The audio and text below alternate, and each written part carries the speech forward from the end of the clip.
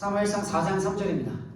백성이 진영으로 돌아오매 이스라엘 장로들이 이르되 여호와께서 어찌하여 우리에게 오늘 블레셋 사람들 앞에 패하게 하셨는고 여호와의 언약궤를 실로에서 우리에게로 가져다가 우리 중에 있게 하여 그것으로 우리를 우리 원수들의 손에서 구원하게 하자 하니. 이는 하나님의 말씀입니다. 아멘. 여러분 한 주간 하나님 가운데 잘 사셨나요? 네. 하나님 인식하는 인생, 하나님을 생각하는 인생, 하나님 앞에 간구하는 인생을 살다가 이 자리 가운데 모인 걸로 믿습니다. 오늘 사무엘상 4장은 굉장히 처참한 사무엘 상하를 통틀어서 가장 비참하고 처참하고 안타까운 말씀이 구절이 적혀 있습니다. 1절 함께 보겠습니다. 사무엘의 말이 온 이스라엘에 전파되니라. 이스라엘은 나가서 블레셋 사람들과 싸우려고 에베네셀 곁에 진치고 블레셋 사람들은 아벡에 진쳤더니. 자, 1장부터 3장까지는 하나님께서 사무엘이 어떻게 탄생하느냐, 어떻게 출생하여서 하나님께서 어떻게 이끌어 가시냐를 보여주셨다면, 이제는 4장부터는 하나님께서 선택한 이 사무엘을 통하여서 이스라엘 백성들에게 어떠한 일들이 벌어지는가를 집중적으로 보여주고 있습니다. 그래서인지 사무엘상 3장 1절에서는 여호와의 말씀이 희귀하여 라고 시작하는데 4장 1절에서는 사무엘의 말이 온 이스라엘에 전파되니라 라는 말씀을 통해서 완벽하게 대비되어져 있는 상황을 보여주고 있어요. 그런데 이 4장의 시작이 블레셋과의 전쟁입니다. 이 블레셋은 이 그리스 반도에서 이 미케네 문명을 통해서 지중해를 통해서 이 팔레스타인 남부 해안 지방을 다 평정했던 사람들입니다. 그 당시 주변 국가들은 문화가 청동기 시대였어요. 그런데 이 블레셋 사람들은 철기 문화예요. 철기 문화이다 보니까 청동기는 당연히 상대가 되지 않았죠. 우리가 사사기를 생각하시면은 사사기에서 이스라엘 민족을 가장 많이 괴롭혔던 민족 중에 하나가 바로 블레셋입니다. 근데 이 블레셋과의 전쟁이 바로 이 사무엘이 하나님의 말씀으로 제사장으로 딱 세워지는 그 순간부터 블레셋과의 전쟁이 시작돼요. 그래서 이 블레셋은 이 팔레스타인 남부에서 해안 지방으로부터 이렇게 쭉 올라왔고, 이스라엘 민족은 이제 산지에서 이렇게 내려와서 이제 진을 치고 있고 이제 전쟁을 준비하고 있는 모습이에요. 이 절을 보면 블레셋 사람들이 이스라엘에 대하여 전열을 벌이니라. 그 둘이 싸우다가 이스라엘이 블레셋 사람들 앞에서 패하여 그들에게 전쟁에서 죽임을 당한 군사가 4,000명 가량이라. 블레셋과 시작된 이 이스라엘의 첫 번째 전투는 이스라엘 백성의 참패로 끝납니다. 4,000명가량 죽임을 당해요. 그랬더니 이제 이스라엘 백성의 지도자들이 모여서 아니 우리가 어떻게 이스라엘 백성들이 질 수밖에 없었는가 라고 하면서 여러 가지 논의를 시작합니다. 우리들의 군의 사기가 문제 있었는지, 아니면 우리들의 전술이 문제 있었는지, 아니면 우리가 어떠한 무기 때문에 진 것인지에 대해서 이런 논의를 많이 하다가 이들의 결론을 내는데 그 결론이 조금 독특합니다. 3절입니다. 백성이 진영으로 돌아오매 이스라엘 장로들이 이르되 여호와께서 어찌하여 우리에게 오늘 블레셋 사람들 앞에 패하게 하셨는고 여호와의 언약궤를 실로에서 우리에게로 가져다가 우리 중에 있게 하여 그것을 우리 원수들의 손에서 구원하게 하자 하니. 그들은 이렇게 말해요. 하나님께서 어떻게 우리를 이 블레셋 이방 민족에게 손에서 지배할 수가 있지? 우리가 도대체 뭘 잘못했길래 하나님께서 우리를 이렇게 버리실 수 있지?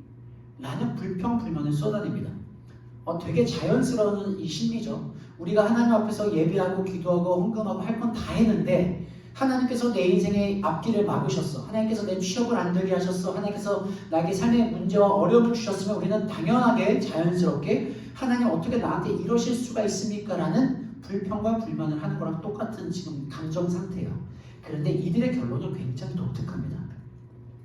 우리가 졌으니까 전술을 좀 바꿔보자. 우리가 졌으니까 우리 군사기를 조금 진작시키고 예배를 드리고 기도하면서 이 블레셋과의 전쟁을 준비하자가 아니라 실로에 있는 언약궤를 가져다가 이스라엘 백성의 지역에 놓자. 그러면 그것이 우리를 구원할 것이다 라는 결론을 내립니다. 여러분 이 언약궤가 뭐예요? 언약궤에 뭐가 들어있었죠? 몰라요? 언약궤에는 하나님께서 모세에게 주셨던 십계명 돌판이 들어있었고, 그 다음에 아론의 쌍난지팡이가 있었고, 그리고 하늘에서 음식이 떨어진 거. 그게 뭐예요? 만나죠. 만나의 뜻이 뭐예요? 이것이 무엇이냐입니다. 만나의 뜻은 이것이 무엇이냐예요. 그래서 하나님의 언약궤에는 딱 세 가지가 들어있었어요. 모세의 돌판, 언약 쌍난지팡이, 그리고 만나입니다. 근데 이게 뭐냐면 하나님께서 이스라엘 백성들과 어떻게 함께 하셨고 하나님께서 어떻게 역사하셨는지가 상상이 이렇게 기록되어 있는 혹은 이게 인식되어 있는 하나님의 상징물이었어요. 그걸 모아놓은 게 하나님의 언약궤예요. 그래서 이스라엘 백성들이 이렇게 생각했어요. 하나님의 상징을 임재를 상징하는 이 언약궤를 가져가면 우리가 이길 것이다 라고 생각을 해요. 그래서 5절부터 8절을 보면 이렇게 나옵니다. 여호와의 언약궤가 진영으로 들어올 때 온 이스라엘이 큰 소리로 외치며 땅이 울린지라. 블레셋 사람이 그 외치는 소리를 듣고 이르되 히브리 진영에서 큰 소리로 외치면 어찌 됨이냐 하다가 여호와의 궤가 진영에 들어올 줄 깨달은지라. 블레셋 사람이 두려워하여 이르되 신의 진영이 이르렀도다 하고 또 이르되 우리에게 화로다. 전날에는 이런 일이 없었도다. 우리에게 화로다. 누가 우리를 이 능한 신들의 손에서 건지리요. 그들은 광야에서 여러 가지 재앙으로 애굽인을 친 신들이라. 잘 보세요. 실로에서 이스라엘 진영까지는 30km 정도 돼요. 이 30km 되는 이 거리를 홈리와 비느하스가 하나님의 언약궤를 가지고 이스라엘 진영으로 들어옵니다. 이 이스라엘의 궤가 하나님의 언약궤가 들어오는 것을 보고 이스라엘 백성들이 사기가 충전돼요. 막 소리를 지르고 발을 동동 구르니까 온 땅이 흔들리는 그리고 환호성 소리가 막 넘쳐나기 시작합니다. 근데 이 소리를 반대편에 있던 이 블레셋 사람들이 들은 거야. 이게 어떻게 된 일이야? 쟤는 왜 저러는 거야? 라고 하다가 저기에 이스라엘의 언약궤 하나님의 신이 저기에 들어왔구나 라고 하면서 두려워 떨기 시작해요. 왜 두려워 떨기 시작했냐면 당시 전쟁은 신들의 전쟁이에요. 신들의 전쟁이 뭐냐면 내가 믿는 하나님, 네가 믿는 신, 우리가 싸워. 누가 이겨? 내가 믿는 하나님이 세면 우리가 이기는 거고 내가 믿는 신이 약하면 지는 거야. 그래서 신들의 전쟁이었어요. 그래서 우리가 전쟁에서 이기면 전쟁 포로들을 데려다가 노예로 삼는 것처럼 상대 진영이 믿고 있는 신의 우상들을 그 신상들을 가져다가 자신들이 믿고 있는 신의 그 신전 밑에다가 진열을 시켜놨습니다. 내가 믿는 신이 너희들의 신보다 강하다는 것을 보여주는 게 바로 이 신들의 전쟁이었어요. 그러니까 블레셋 사람들이 그들이 믿는 하나님이라는 그 신이 언약궤가 신상이 들어오는 것을 보고 와 우리에게 화로다. 야 우리 망했어. 저 신이 들어왔으니까 우리는 죽을 수밖에 없어. 저 신은 애굽 사람들로부터 이스라엘 백성들 구해내는 그 하나님 아니야. 우리는 망했다라고 망연자실하고 있었어요. 여러분 이 전쟁의 결과가 어떻게 됐을까? 누가 이겼을까요? 하나님의 언약궤가 다 들어오고 이스라엘 백성들이 그것을 보고 환호성을 치며 사기가 올라가고 무엇이든 다 하나님께서 이 땅에 오셨으니까 우리가 이길 거라고 생각하면서 저들은 우리를 두려워하고 있는 이 상황에서 누가 이기게 되었을까? 결과는 이스라엘의 창패입니다. 10절 11절 보겠습니다. 이스라엘이 패하여 각기 장막으로 도망하였고 살육이 심히 커서 이스라엘 보병이 엎드려진 자가 3만 명이었으며 하나님의 궤는 빼앗겼고 엘리의 두 아들 홈리와 비느하스는 죽임을 당하였더라. 첫날에 죽은 사람은 4,000명. 그리고 하나님의 언약궤를 가져와서 이겼다. 우리 이겼어. 우리 승리했어. 쟤들을 다 이길 수 있을 거라고 자신만만했던 이스라엘 백성들은 이날 3만 명이 죽습니다. 7배 더 많은 사상자가 나죠. 그래서 살육이 심히 컸다라고 합니다. 그런데 더 재밌는 것은 여기에서 3만 명이 죽고 하나님의 언약궤가 빼앗기고 홈리의 이 엘리의 두 아들 홈리와 비느하스까지 제사장들까지 같이 죽임을 당합니다. 근데 이 성경의 화면 전환이 어떻게 되냐면 3만 명이 죽고 이 언약궤를 빼앗기고 홈리와 비느하스가 죽은 다음에 바로 화면 전환을 하면서 엘리의 집을 비춰요. 엘리의 집을 비추는데 아까 이 실로에서부터 이스라엘 진영까지 몇 킬로라고 했죠? 기억 안 나죠? 30km입니다. 30km. 이 이스라엘 진영에 있던 사람이 여기를 빠져나와서 도마 30km를 달려와서 이스라엘 그 마을로 들어가면 이스라엘 백성들이 사는 곳으로 들어가면서 옷을 찢으면서 머리에 온몸에 재를 뒤집어 쓰면서 이 소식을 전하게 됩니다. 그랬더니 이 소식을 들었던 이스라엘 백성들이 절망하면서 절규합니다. 근데 이때 13절 함께 보겠습니다. 그가 이를 때는 엘리가 길렵 자기의 의자에 앉아 기다리며 그의 마음이 하나님의 궤로 말미암아 떨릴 즈음이라. 그 사람이 성읍에 들어오매 알림에 온 성읍이 부르짖는지라. 길력 자기 의자라는 것은 그냥 우리가 지나다니던 그 벤치가 아니라 자신의 제사장의 권위를 직분을 알려준 그 권위를 나타주는 의자에 앉아서 기다리고 있었어요. 그런데 3장에 엘리가 나이가 많아 눈이 어두웠다라고 해서 이 사람이 어떠한 모습이었는지를 보지 못하고 그냥 울부짖음 소리가 들리자 이게 도대체 무슨 일이야? 라고 하면서 사람을 불러서 질문하게 된 거예요. 그랬더니 옷을 찢고 티끌을 뒤집어 쓴 사람이 와서 4가지의 소식을 전해줍니다. 첫 번째, 이스라엘이 참패하였다. 두 번째, 3만 명이 죽었다. 세 번째, 언약궤를 빼앗겼다. 네 번째, 당신의 2 아들이 죽었다. 이 4가지 소식을 전해줘요. 그런데 재밌는 것은 이 엘리가 이스라엘이 참패했습니다. 3만 명이나 죽었습니다.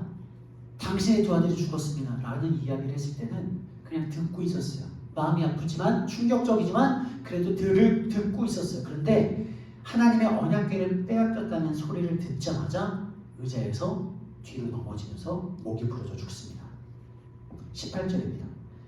하나님의 궤를 말할 때 엘리가 자기 의자에서 뒤로 넘어져 문 곁에서 목이 부러져 죽었으니 나이가 많고 비리한 까닭이라. 그가 이스라엘의 사사가 된 지 40년 동안이었더라. 자, 여러분 보세요. 하나님의 궤를 말할 때에 라는 것은 하나님의 이 궤가 빼앗겼다라는 이야기를 하는 동시에 넘어져서 죽었다는 거예요. 그러면서 그거를 뭐라고 말하냐면 나이가 많고 비리한 까닭이라. 그가 이스라엘의 사사가 된 지 40년이었더라. 여러분, 이거는 이스라엘이 참패하고 엘리가 죽고 홈니와 비느하스가 죽는다는 이것은 하나님께서 2장과 3장을 통해서 예언하셨던 그 하나님의 말씀이 성취가 이루어진 장면이 여기서 드러납니다.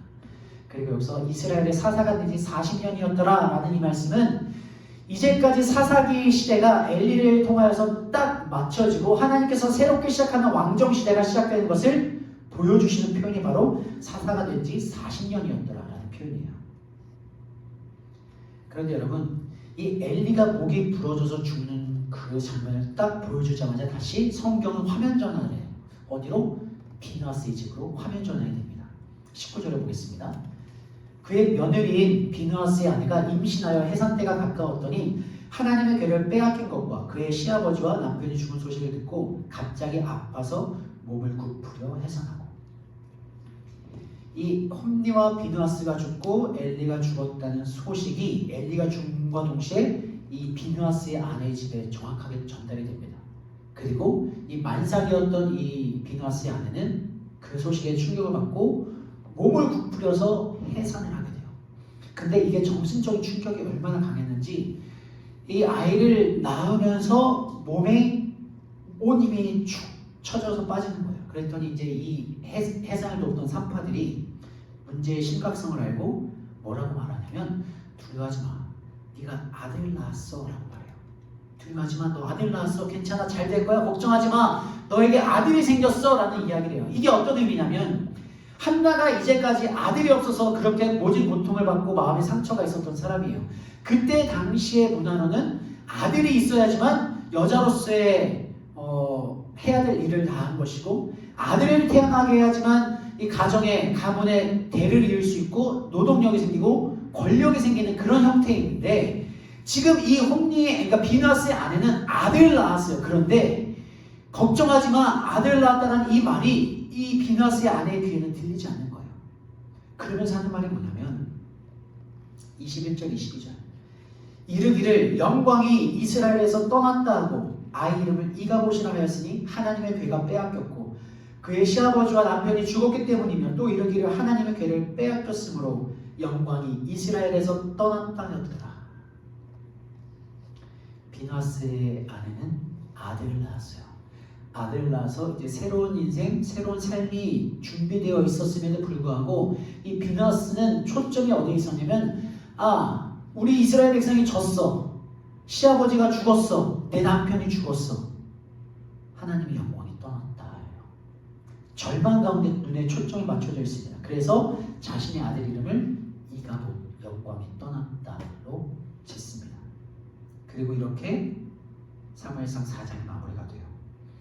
여러분, 이 4장의 내용이 굉장히 어두워요. 이스라엘 백성이 첫 번째 전투에서 4천 명이 죽고 두 번째 전투에서 하나님의 괴만 있으면 승리할 것이라고 생각했다가 3만 명이 죽고 살육을 당하고 그 언약궤를 끌고 갔던 홈니와 비나스의 제사장 죽고 그 소식을 들은 엘리 대제사장 그날 죽고 그리고 그 소식을 들은 비나스의 아내 그날 죽습니다. 이 모든 일이 당일날 일어났던 사건을 지금 4장에서 기록하고 있어요.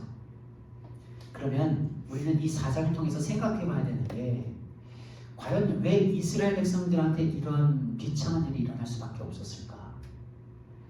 여러분, 이스라엘 백성들이 4천 명이나 죽고 3만 명이나 죽고 홈리와 비나스가 죽고 엘리가 죽을 수밖에 없었던 이유가 무엇이었을까? 전장에 이 이스라엘 백성이 전쟁에서 패한 이유가 뭐예요? 하나님의 궤를 갖고 왔기 때문일까요? 아닙니다. 하나님의 궤를 우상시했기 때문에 그래요. 이스라엘 백성들은 그렇게 생각하면 안 됐어요. 물론 그 이스라엘을 제외한 그 당시 사람들은, 당시 이방 민족들은 당연히 자신들이 섬기는 신이 있었어요. 다곤 신이 있었고 아세라 신상이 있었고 바알 신상이 있었어요. 여러 가지 신상들이 있었어요. 그리고 그 신상들의 형상을 만들어 놨어요. 그래서 그것을 가지고 전쟁에 나가면 그 신이 우리와 함께해서 우리의 전쟁을 이기게 할 거라는 너무나 자연스러운 사고를 가지고 있었어요. 그런데 이스라엘 백성, 하나님을 믿는 이스라엘 백성들의 신앙은 그렇게 되면 안 됐어요. 왜냐하면 하나님은 처음부터 애초에 이스라엘 백성을 출애굽시킬 때부터 우상화하는 것을 반대하셨던 분입니다. 그래서 하나님께서 모세에게 첫 번째 계명을 주시고 너는 나 외에 다른 신을 내게 두지 말라라는 말씀을 주시고 두 번째로 하신 말씀이 너는 너를 위하여 신을, 성상을 만들지 말라 했어요. 하늘 위로 것이나 땅 아래 것이나 땅 아래 바다에 있는 것이나 그 어떤 곳으로도 형상을 만들지 말고 그것에 절하지 말고 그것에 기도하지 말라 라고 말씀하세요. 왜? 하나님이라는 신앙은, 하나님을 믿는다는 것은 이방인들이 자신들을 위해서 만들어내는 그 잡신들과는 본질적으로 다르기 때문에 그래요. 그래서 하나님은 그 어떤 곳으로도 형상을 만들지 말라고 경고하셨어요. 왜냐하면 하나님은 그 신상에 갇힐 수 있는 분도 아니고 그 신상 안에 제한을 줄 수 있는 분도 아니고 하나님은 우리에게 내가 어디든지 너와 함께하리라는 임마누엘 신앙으로 말씀하셨기 때문에 이스라엘 백성들은 처음부터 잘못된 신앙을 가지고 있었던 거죠. 그런데 그 이스라엘 백성들은 그런 신앙을 받아들이지 않았습니다. 나 빼고 다른 사람들은 다 그렇게 믿어. 다 그렇게 생각해. 이 시대의 신앙이 그래. 이 시대의 신앙의 방향성이 그래. 이 시대의 신앙의 태도가 그래. 그러니까 우리도 똑같이 해도 돼. 라는 이 신앙의 태도가 있었기 때문에 하나님의 언약궤가 우상이 될 수밖에 없었어요. 그러면 여러분, 하나님의 언약궤에 과연 능력이 있었을까? 하나님의 언약궤는 하나님의 임재의 상징, 하나님의 역사의 상징, 하나님의 능력의 상징인 건 맞아요. 근데 거기에 능력이 있었을까? 이스라엘 백성이 모세가 죽은 다음에 이 여호수아가 리더가 되어서 이제 요단강을 건넙니다. 근데 요단강이 그때 범람하고 있을 때예요. 범람하고 있을 때 이스라엘 백성들이 두려워합니다. 이거 어떻게 더 건너지? 그랬더니 여호수아가 뭐라고 말하냐면 지도자들이, 리더들이, 장로들이 하나님의 언약궤를 들고 저 요단강을 건너라라고 말해요. 근데 그 전에 뭐라고 하냐면 여호와께서 너희를 위하여 내일 기이한 일을 행하시리라. 그러니 믿음으로 건너라라고 그래요. 그랬더니 제사장들이 언약궤를 들고 이 범람하는 요단강에 발을 내딛자 범람한 요단강이 마르기 시작합니다. 그럼 잘 생각해 봅시다. 언약궤를 들고 요단강에 건넜다고 해서 그것이 요단강을 마르게 할 수 있었을까? 아니에요. 하나님이 너희를 위하여 내일 기이한 일을 행하실 거라는 그 믿음 때문에 하나님이 함께 하셨기 때문에 하나님께서 그 요단강을 마르게 하셨기 때문에 요단강이 말랐던 거지 언약궤를 가지고 있었다고 요단강이 말랐던 것이 아닙니다. 이스라엘 백성이 요단강을 건너고 이제 이 하나님께서 약속하신 땅으로 지나갈 때 여리고성을 만납니다. 여리고성은 어떻게 했을까요? 여리고성 하나님께서 이렇게 말씀하세요. 하루에 한 번씩 돌고 그리고 마지막 날에 6바퀴를 돌아라. 그랬더니 이스라엘 백성이 언약궤를 들고 여리고성 이렇게 돌아다닙니다. 한 바퀴, 두 바퀴 돌아요. 그랬더니 마지막 날 여리고성이 무너져요. 왜요? 언약궤를 들고 있었기 때문에요? 아닙니다. 하나님께서 하루 첫날 한 번씩 돌고 마지막 날 6바퀴 돌면 그때 그때 하나님께서 역사하신다고 말씀하셨기 때문에 언약궤를 들고 있어서가 아니라 하나님께서 하린다고 말씀하셨고 이스라엘 백성들이 그 말씀에 순종했기 때문에 여리고성이 무너진 것이지 언약궤에는 아무런 능력이 없어요. 그러면 이것을 우리들의 신앙에 적용해 봅시다. 우리는 과연 하나님의 언약궤란 이 형식, 어떠한 도구를 가지고 하나님을 믿고 있을까? 아니면 정말로 살아계신 하나님, 임마누엘 하나님의 신앙을 내가 가지고 있을까? 여러분, 우리는 이 세상을 살아가면서 이 시대에 갖고 있는 많은 여러 가지 가치관에 굉장히 쉽게 동화됩니다. 돈이면 돼, 돈이면 뭐든지 할 수 있어, 무조건 뭘 하려면 돈이 있어야 돼라는 물질 만능주의가 있고요. 공동체보다는 내가 더 중요해, 내 생각이 더 중요해, 나 혼자 잘 먹고 잘 살면 돼라는 개인주의와 이기주의에 빠져 있습니다. 결과는 어떤지 상관없어. 이 과정은 어떤지 상관없고 결과만 좋으면 돼. 야, 과정은 누가 신경 써? 결과만 좋으면 다 모든 것이 선한 것으로 되는 거야. 나는 이 성과주의. 이것에 우리가 얼마나 아무런 발버둥 없이, 얼마나 거리낌 없이 여기에 동화되어 있을까? 이스라엘 백성들의 주변 민족들이 갖고 있던 이 이방신을 섬기는 그 신앙적 태도와 방향성에 물들었던 것처럼 과연 우리는 이 세상을 살아가면서 이 세상 사람들이 살아가고 있는, 가지고 있는 그 생각과 가치관에 얼마나 쉽게 물들어 있는가? 여러분, 교회는 하나님의 도구로 하나님을 우상화시키는데 너무 좋아요. 내가 하나님 앞에 예배를 드린다? 예배를 드리는 거 너무 귀하죠. 근데 그 예배가 내가 하나님을 내 인생의 도구로, 마치 이스라엘 백성들이 전쟁에 승리하기 위해서 언약궤를 하나님의 도구로 사용했던 것처럼 우리가 내 인생의 물질을 혹은 내 인생의 성공을, 나의 인생의 평안을 구하기 위해서 하나님을 도구 삼는 형식이 될 수가 있어요. 그러면 우리는 과연 하나님을 어떻게 대하고 있는가? 이스라엘 백성처럼 나의 유익과 이익을 위해서 하나님을 나의 삶 가운데 도구를 삼고 있는가? 하나님을 내 인생에 우상화하고 있지 않은가라는 걸 생각해 봐야 돼요. 이스라엘 백성들이 출애굽을 했을 때 모세가 하나님의 말씀을 받고 올라가죠. 근데 이스라엘 백성들은 기다리는데 모세가 안 내려오는 거예요. 그랬더니 이스라엘 백성들이 뭐라고 해요? 야, 모세 어떻게 될 거 아니야? 라고 하면서 불안해합니다. 그래서 아론에게 찾아가서 어떻게 해야 됩니까? 모세가 안 내리면 죽은 거 아닙니까? 그러면 어떻게 해야 됩니까? 라고 하자 아론이 뭐라고 하냐면 너희들 갖고 있는 금붙이 다 내게 가져와. 그리고 나서 한 말이 금송아지를 만들어서 이스라엘 백성들을 모아놓고 들면서 선포합니다. 이는 너희를 애굽에서 구원하는 너희의 여호와 하나님이라. 그래서 이스라엘 백성들이 어떻게 그 금송아지가 우리 하나님입니까? 라고 말한 것이 아니라 그 금송아지에 대고 절하고 예배합니다. 이게 하나님이라는 우상이에요. 그럼 우리들의 신앙은 과연 내 안에 우상이 없을까? 하나님이라고 믿고 있지만 하나님이 아닌 우상은 아닐까 생각을 해봐야 됩니다.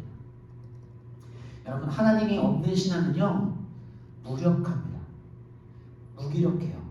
내가 아무리 하나님을 예배한다고 주일날 나오고, 물론 귀합니다. 너무 중요한 거예요. 예배를 드리는 태도, 저는 여러분이 이 자리에 와 있는 것만으로 감사한데 그건 나와의 관계일 뿐 하나님과의 관계는 전혀 달라요.